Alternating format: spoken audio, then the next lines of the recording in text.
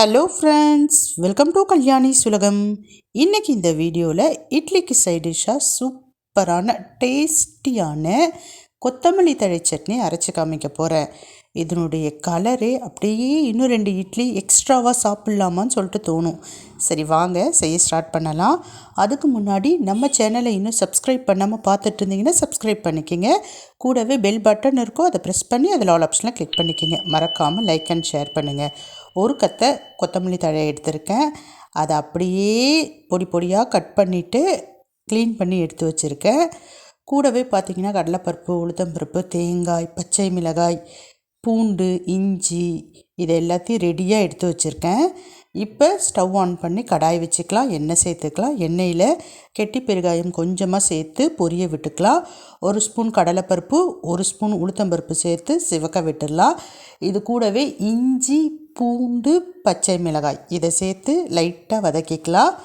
அந்த இஞ்சி பூண்டுனுடைய கலர் லைட்டாக வதங்கி மாறும். அந்த ஸ்டேஜ் வரப்போ நம்ம ஏற்கனவே க்ளீன் பண்ணி வச்சுருக்கோம் இல்லைங்களா கொத்தமல்லி தழை, அந்த கொத்தமல்லி தழையை நல்லா ஒரு 2-3 டைம் தண்ணி விட்டு அலசிடுங்க. கண்டிப்பாக மண் இருக்கும். நல்லா அலசின பிறகு புழிஞ்சிட்டு அந்த கொத்தமல்லி தழைகளையும் சேர்த்துக்கலாம்.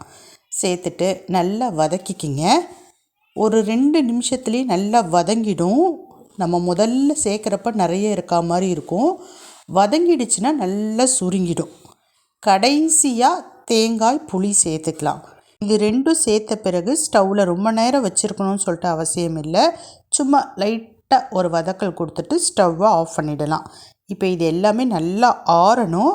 ஆறின பிறகு மிக்ஸி ஜாருக்கு மாற்றி நம்ம அரைச்சிடலாம். இப்போ நல்லா ஆறிடுச்சு. நான் மிக்ஸி ஜாருக்கு மாற்றிக்கிறேன். சட்னிக்கு தேவையான அளவு உப்பு சேர்த்துக்கிறேன். இப்போ நான் அரைச்சிட்டு காமிக்கிறேன். கொஞ்சம் இட்லி தோசைக்கு தொட்டு சாப்பிட்ற மாதிரி தலை இருக்கணும். அந்த மாதிரி அரைச்சி எடுத்துக்கோங்க. இப்போ நான் அரைச்சி எடுத்துகிட்டு வந்துட்டேன். வேறு ஒரு பவுலுக்கு மாற்றிட்டேன். கடைசியாக தாளிப்பு தரணும். கடாய் வச்சுக்கலாம். எண்ணெய் விட்டுக்கலாம். கடுகு சேர்த்து பொரிய விட்டுக்கலாம். கூடவே 2 காஞ்ச மிளகாவை உடச்சி சேர்த்துக்கலாம். கொஞ்சமாக கருவேப்பிலை சேர்த்துக்கலாம். இப்போ தாளிப்பு ரெடி ஆயாச்சு. நம்ம அரைச்சி வச்சுருக்க கொத்தமல்லி தழை சட்னி கூட இந்த தாளிப்பை சேர்த்துட்டோம். அவ்வளோதான். சூப்பரான கொத்தமல்லி தழை சட்னி ரெடி ஆகிடுச்சு. ரொம்ப டேஸ்ட்டாக இருக்குங்க.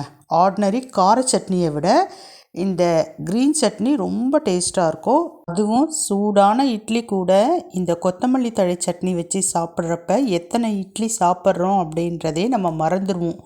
சாப்பிட்டுக்கிட்டே இருப்போம்.